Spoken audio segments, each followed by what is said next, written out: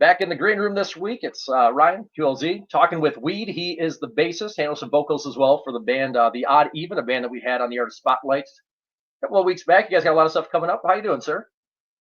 I'm well, thanks, man. Cheers.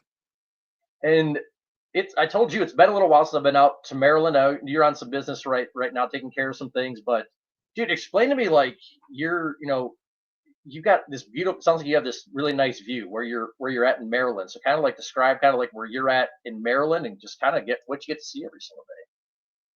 I'm basically on the 50-yard line of Maryland, as it would be. I live on an island in the Chesapeake Nice. Bay, and I look across at Baltimore. It's a little sliver of lights at nighttime, but that's where we rehearse. That's we call home base. We're Baltimore guys, I guess, sort of. We're DC guys, Baltimore guys, whatever it might be. Annapolis. We're in a weird spot in Maryland in that, most states have a state capital, which is, kind of the focus or the big city. I know there are a few others that are like Maryland where that's not the case, but Annapolis is definitely like the third city of Maryland. You got Uh, DC, which is where everything's going on, all the craziness, and then you got Baltimore, and then you got Annapolis, which is awesome, but it's definitely like kind of the third Maryland city. You know what I mean? It's kind of like us here. We're in Springfield. We're the state capital. Uh, However, Chicago's 3 hours north, and Chicago's a rather massive place. So, yeah, I know yeah. how you guys feel on that. So, are you a big water guy then? Being out on an island, do you have any water kind of hobbies, fishing, anything like that? Do you guys like being out on the water? I grew up in Ohio, right next to Lake Erie, so like I love being on the water. So, anything for you? Any water activities? Yeah, I mean, basically from March to October, we're on boats. We're out. Everything from yachts to kayaking to swimming to whatever. I don't fish. I've been out with folks that fish. It's not my thing. I'll sit there and drink some beers as other people fish. but but no, it's a lot of fun where we live. I mean, everybody's out on the water in the summertime. Tons of dock bars. If you can put up with the fact that most of them you got to go listen to Bon Jovi Journey, you tune that out and just get some crabs, get a couple pitchers of beer, and you're in good shape. You know what I mean? So Yeah, it's nice. Like I said, growing up in Lake Erie's good. I lived in Wisconsin. We had some buddies that I'm like you. Like I'll fish every now and then. I'm not big into it, but if my buddy's got 18, 20 foot little boats to take out, like you guys want to fish off this thing, great. I can just sit here in the sunshine and have a few beers, and I'm happy as can be just being on the water. I'm just like you absolutely, on that one. So yeah, man. you you mentioned hearing Bon Jovi, hearing all this other stuff that cover bands like to do. You guys obviously do originals. We had you guys on the Art of Spotlight. Track "Come Home" is the lead single from the record you guys got coming out next Friday. We're getting it on again next Friday morning. What would you like our listeners to know about this track? Anytime we kind of we get a band on, we chat for the first time, we're highlighting a certain song. What would you like our listeners to know about this song? Whatever perspective you want to take it. It's kind of a little bit of a departure from some of the stuff we've done. It's a little more mellow tempo and stuff. It's still heavy. It's got definitely a heavy middle part. The song is kind of about, like you've been in a relationship, it didn't go the way that you thought it would. There's been a separation period, and it's, thinking about, should I get this person back in my life? I know it's the wrong play, sort of the devil in disguise. But you still long for that sometimes. We've all been there before. You've had a relationship where you're like, wow, man, it'd be really cool if this person was around or that person was around. And it's not the right thing to do, but you still kind of want it to happen. And that's sort of what that's about. A little dance with the devil, as it would be. Okay. Awesome. You mentioned it's more mellow, like you said. It gets this like really punchy, grungy feel to it in the middle, which I really enjoy as well. So, Outer Space Outtakes, which I got to ask you about the title for that. That's incredible. But for what people should expect on the album, should it be a little bit more hard hitting, kind of a mix of what are you guys kind of doing on this record? Yeah, I mean, I think that one is kind of as quote unquote mellow as it goes. Like you said, it's got a midsection where it ramps up and gets more aggressive. I mean, we're a hard rock band, border on metal, I guess you'd say. A lot of people want to say we sound kind of grungy, which I'm fine with. We all came up on that. It's all good. Yeah, it's aggressive hard rock. We like to have a good time. The rest of the record is definitely more upbeat as it would be. But it's all driving stuff, man. It's all fun. It's about having a good time. It's about what else is going on in the world here on Earth, and what else is out there. So it's kind of questions a bunch of different areas, and what happens if they all intersect? What are we gonna do Awesome. then? There we go. No, aliens are a big thing with you guys. I remember going back years. I think I played you guys in Wausau a little bit when I was there. You guys always had these alien avatars for the band. It's almost kind of like South Parkish in a way, where like you guys have taken on kind of your own little avatars, which is cool. So kind of how did that all come about? Because this is the first time obviously you and I are chatting. I've never watched any interviews you've ever done before, so for me, I've always kind of wondered that about you guys and where these alien avatar bands kind of came from. Yeah, so it's kind of there's a bunch of folds to that. So my Okay. guitar player's name is ET. So he's Oh, a nice. video editor, right? So it's Edit Todd, and so that became ET. So we've Okay. already got one foot in the alien world. And then at some point I did a ancestry DNA test because I was adopted. ET and I were in a different band, touring band, and we were writing all the songs, and basically didn't like the singer, and we're like, let's get out of here, let's make our own thing. And as we were putting the new band together, we're like, we got to get a band name and all this. And I was taking these tests, and I literally spit into a vial 3 different times. Um, got no results back. And so he was like, maybe you're an alien. And so we kind of had the alien, the ET thing, and then we weren't getting anything back. And he goes, that's really strange. That's odd even. And so All we right. went with the odd even, the whole alien thing, and the guitar player was already named ET. We were halfway there before any of that even started, right? That's cool. Like, and you've embraced it as your own. Like, it's become kind of your guys a signature thing for you guys a little bit. Yeah, I mean, kind of become subject matter. I mean, we've always, I don't know, maybe we took too much acid back in the day. Who the hell knows? But I mean, we've always kind of been into the what else is there out there. There's not just 9 planets, 8 planets, whatever it is these days. Who knows, the Gulf of Pluto? I mean, what Yeah. whatever it is. But I mean, it's always been kind of like, what else is there? Mhm. And we've looked at the theme of most of the songs you write is, do you feel like an alien outcast here on Earth? Are you fighting against the power? Do you feel like you're betrayed and beaten down? Those are some of the themes. And then beyond that is just like, what else is out there? What is this? It's not just us. What else is going on? And where are we from? What are we doing here? Why are we here? And we like to kind of just take different avenues and think about it, and almost kind of tongue in cheek poke fun sometimes at it. Mhm. But it's nobody knows. And we get a kick out of all the people who put all their eggs in one basket with religion or something. They say this is the ultimate truth, and we're Mhm. like, that's great. I was Catholic coming up, and went through the whole brainwashing, and I don't believe any of it now. So I mean, whatever. And then there's times where it's like, well, there's probably some higher power, but who knows what that is? And nobody knows. And so that's Yeah. kind of why we just write about stuff like that. Yeah. It's fun, it's interesting, and it to us it gives us a way to express we don't know. Let's talk about it. Yeah. That's cool. I mean, again, we'll know what's out there eventually when we're all on the ground, but I'm not ready to find that out just yet.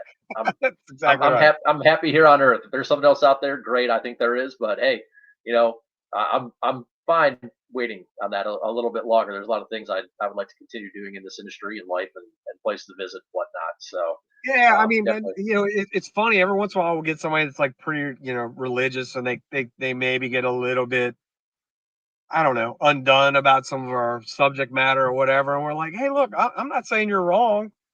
I'm just Mhm. saying you just don't know if you're right. And it's not that I don't believe in a heaven or a God or whatever. I think there's something else after we die. I hope it's not just black and in the dirt. I know. But I'm not going to put all my eggs in the basket and say, "Wow, my scratch card didn't come to fruition. I didn't get $1 million because Jesus says it wasn't my day." Or Yeah. you know what I mean? So that's kind of where we just like to say, "Hey, look, what else is out there? What are we doing here?" And just kind of explore those topics. and it's your music, and it's something that I'm not looking to get you in trouble at all with this, but I know there's some bands I've talked to over the last year or so, and they're like, we're really afraid to share what the song is because somebody takes it one way, somebody takes it the other way. Do you feel like there's something like that out there where it's like, we have? Are you almost afraid to express yourself? It sucks because it's music and you want to express yourself, and it's like there's a message for it for everybody. But does it seem like it's becoming as a band like it's really hard to kind of even share some of what your music is about sometimes? I don't know. I mean, Yeah. I think all art is open for self interpretation, so I don't Mhm. really care. Okay.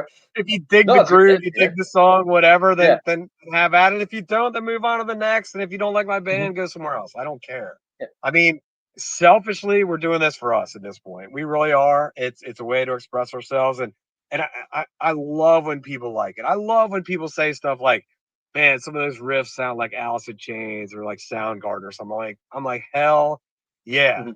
that's great. And I love when people even try to like insinuate that we should be insulted because we sound like that. And I'm like, these are a couple of the greatest bands ever. What are you Yeah. talking about?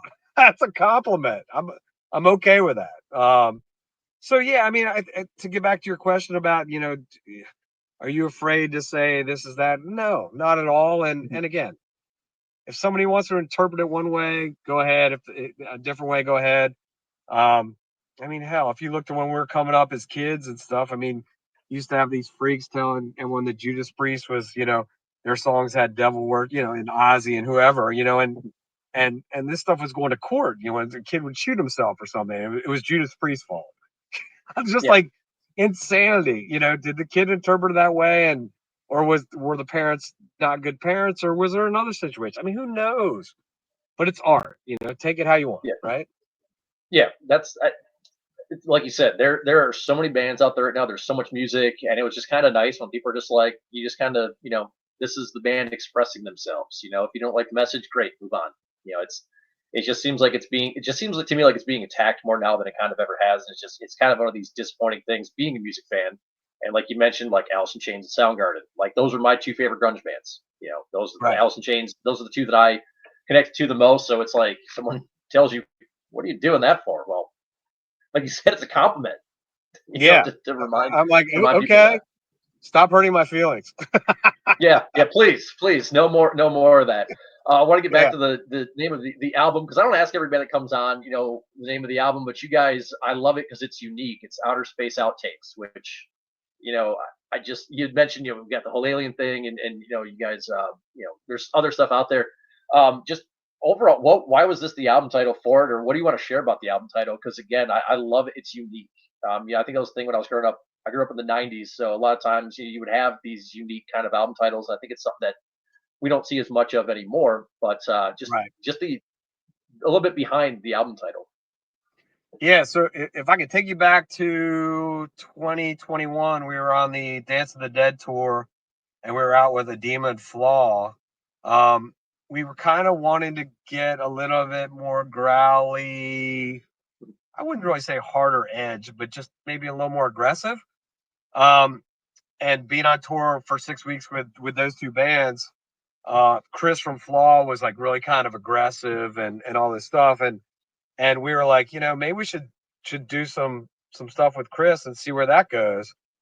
We'd also done some shows with Saliva, and at the time Tasha Jones was playing drums, and we'd had, I don't know, 14 drummers, so I didn't really feel bad about moving on too much to a different drummer. I talked to Tasha. She was out in LA at the time, and I said, do you want to come to Maryland? Let's bang out some songs. I got a bunch of ideas and all this. So we sent her some tracks.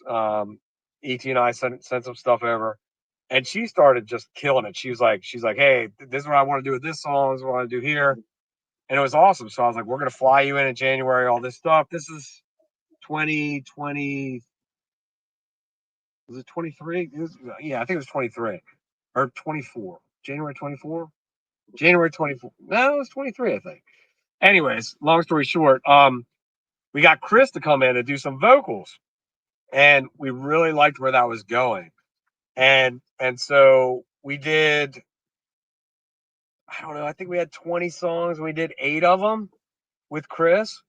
And so we had a bunch of stuff that was still like in the can, it just wasn't done. You know, I mean, it was done, but it wasn't done with vocals and all this stuff. Well, we went out on tour with Chris, and it didn't work out. And this is kind of a common story. I'm not talking bad; these are just facts. Flaw cancels a lot of shows all the time and all this stuff because there's a lot of issues with Chris, the members of the band, or whatever, and we experienced the exact same thing. So we loved what he did on the record, but we weren't right together on the road. Even though we toured together, you know, before, but it was in different bands. With him and the OddEven, it just didn't work out. And so we had all this stuff around. We're like, well, let's take the outtakes and get this going with the new guys. And we got Jim Chaney from Jimmy's Chicken Shack on board, full member of the band on drums, and we got Grant Walker from Indian Head. And just said, man, let's go in there and hit this stuff that we had that's almost done. And so when we went in, we said, man, these are the keepers. This is the outtakes record, and then we'll go back in and do a new one end of 2025 or 26 early. So awesome. So you guys want to get a lot of music out there over about the next like 12 to 15 months. A lot. We've got so much stuff. I mean, we've probably got 4 albums worth of stuff that's almost ready to go. It's just a matter of that delicate balance of, you know, in the studio, gigs, rehearsal time, where does it all fit? Where does it fit with the record label? All that kind of stuff. So that's kind of, I mean, if it was the old days and we were just a full independent band doing it on our own, we'd probably be putting out a record like Kiss. Yeah. Like every 4 to 6 months. But yeah, that's not reality right now. So yeah, it's a goofy world where singles are running things. So yeah, it's you're obviously an album guy, so I've got a couple questions for you about albums. Every time somebody comes on for the first time, I always like to find out their complete albums. But I went to go see Disturbed this past Sunday, which they played The Sickness in its entirety. Have you ever gone to a show where they played an album in its entirety, or is there a certain band out there where you're like, man, I would like to hear so and so band play this album in full? Anything on your wish list, kind of like that? Off the top of my head, I can't think of that, but I know there's definitely times where I see that, coming back where people are like, this is the 20th anniversary of X. You're like, oh, that's cool. Yeah, I'd go see that. I'm trying to think. I think my wife might have won tickets to a Gin Blossom show where they played the big hit record. Okay. So a little bit off the hard rock thing, but yeah, that's one that comes to mind. I don't know. I'm all for it. I mean, I think that stuff's great. I mean, why not? I mean, when you have an iconic record, absolutely. And it is a weird world now. I mean, with the amount of singles and stuff coming out. I mean, I don't really subscribe to that for a number of reasons. And that, I mean, I guess number one is that I always came up with like an album is what you should do to put it out. And if I'm going to go in the studio, why spend the time on just one song? I mean, like, you change your whole mindset, your focus, and everything when you go into the studio, right? So it's like, why not buckle down and bang out a bunch of stuff, Like I can't imagine going, okay, I'm going to go in here for an afternoon and come out with this thing. Like I mean, I'm not going to say it will never happen, but it just, that's not how we do it. You know what I mean? We just don't. We write songs, like ET and I send stuff back and forth all the time. I'll get an acoustic guitar out. I'll have a riff. I'll send it to him. He's like, I got these lyrics. I got this. And now that we got the new guys on board, they're both writers too. So we're excited to hear about some of their new stuff. And so same thing. I'll say, hey, look, check out this file, man. And then we'll go into like ET's studio and we'll bang out some stuff. And, we'll use a drum machine or something, get the basics down. And then it's like, okay, there's one. What about this riff? What about this? What about that? And next thing you know, you got 8 songs, 10 songs, 12 songs. It's like, well, I'm going to go in, book studio time, and just bang out one of these. Let's get this going. Yeah, you like having the whole body of work, being able to tell. I think being able to tell stories. Yeah. When you go into the studio, it's such a moment in time. I mean, I'm not going to say all our records sound drastically different, with the exception of that now we're on our 3rd singer on, the 4th record. the first two sound similar, but they're a progression, and you're at a different place. I mean, as you grow as an individually as a human, musically, whatever, things change. You know what I mean? And so it's neat to see a collection of works for that moment in time. Yeah, yeah, I'm with you. I still like getting a full album. I still, it's interesting because so many bands out there now have to put out a single, and you got to give it so much attention because people's attention spans and all that stuff. But like, I will still, the album comes out, I like listening to the entire thing. I do because there's Yeah, always songs on there that like when I listened to the radio as a kid, I'd hear one song and I'm like, okay, I want to go find out more from this band, and I'll find something on there that I probably like more than what I heard on the radio. Even though now I work on the radio, I'm like, there's yeah, probably still something out there that a band is going to put out that would be like, man, I hope this is what they do for the next single because this is personally my favorite. I hope this is what their next single is. So yeah. yeah, I'm with you. I want the full body work. I want the album artwork. I want the liner notes in it. I want to look through little booklets and whatnot. So I still love having all that stuff. Yeah. Well, that was one of the reasons why we actually signed with Eclipse. We shopped around. We had about 5 or 6 offers, and just talking with Chris about kind of the way he does things, and he's like, I like to do 3 singles, kind of leading up to a record. Now on this record, we didn't do that. Hmm. The second one, First Encounter, will be coming out at the day of the release of the actual album. But he's like, hey, look, very much like you guys, this is what I want you to do. If you want to do this, let's meet here. You know what I mean? It's not a you got to do this, Yeah, and so great guy to work with. Kenny too at Eclipse. I mean, they're wonderful. They're awesome.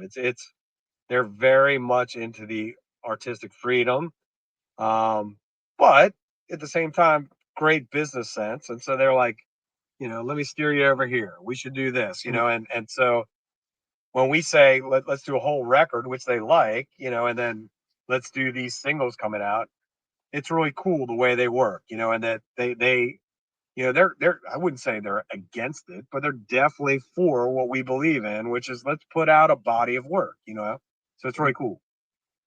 I like it. And since I told you, Weed, since you're on here for the first time ever, every time somebody comes on for the first time, since you're an album guy, what are some of your favorite maybe no skip albums of all time? So your favorite maybe complete albums. So from you put a CD in, you put a cassette on, vinyl, whatever you want it to be. You put that on, you're not skipping one song on. Do you have a few of them? It's kind of funny you say that. So my son is my 15-year-old son is all about skateboarding and stuff, and they were playing some dog shit the other day, and I kind of went to some of the old school stuff, the Black Flag, the Fugazi stuff that you used to skate Mhm. on back in the day, Yeah. and I was like, all right, you guys aren't really digging this that much. I was like, you can't pass on this one, and I threw in the first Rage record, and Nice. just start to finish, just every track is just so awesome, man. And they're all like, Rage Against the Machine's cool. I was like, you damn right it is. It's like when you guys are down here jamming out with my JBLs and the subs and this part of the Mhm. garage doing that, don't play that dog shit you're listening to. Yeah. It's So, awesome. yeah, And that that's record's still, definitely yeah. fun.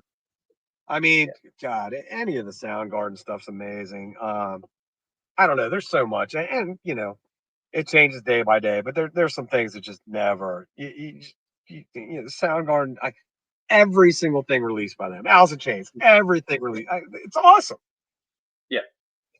I'm with you. Those are my two favorites. So we've got you guys back on next Friday morning. Part of a triple shot 9:30. People want to follow you guys on socials. I know you guys have had to redo the Facebook page. I saw that this morning looking at stuff. And you guys had to redo the Facebook page, Don't getting don't people get you're back. you're So putting me in a bad mood.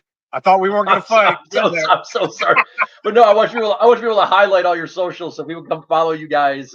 Website, if you want to I know the album's out here in 7-8 days, but people want to follow you guys, buy merch, buy the album, pre-order it, whatever. Where can everybody go ahead and get that stuff done to keep up to date with you guys? Yeah, the easiest way is just go to the oddeven.com. There's links on there to everything. If you guys run into something that looks like it's hacked or funky, it's because it was last summer. I guess it was September or whatever. I started getting notifications about inappropriate ads that were being run or whatever, and it was the craziest. Oh, I don't know. This lasted 2 months, and I finally just gave up. I was like, I can't deal with this anymore. Um, we got hacked. Somebody ran ads. I guess it was off Instagram that was linked to the Facebook page. They shut them both down. They opened the Instagram back up. They acknowledged that we were hacked. But then they were sending us codes and stuff to a personal page of mine that I couldn't have access to because the name Weed, which is my real last name, went against their policies. Okay. So, I mean, it just went round and round and round. Finally, we just punted and said, whatever, we'll start over because we have to. Unfortunately, I apologize to everyone that's listening out there. We lost, like, I don't know, 12,000 fans on Facebook. The OddEven Aliens is now where it is, but just find us at theoddeven.com. Everything's linked to that. Awesome. We got you guys back on next Friday. Looking forward to the album Outer Space Outtakes out on March 14th. Appreciate your time, man. Yeah, absolutely. Cheers. Hope to get up your way very soon.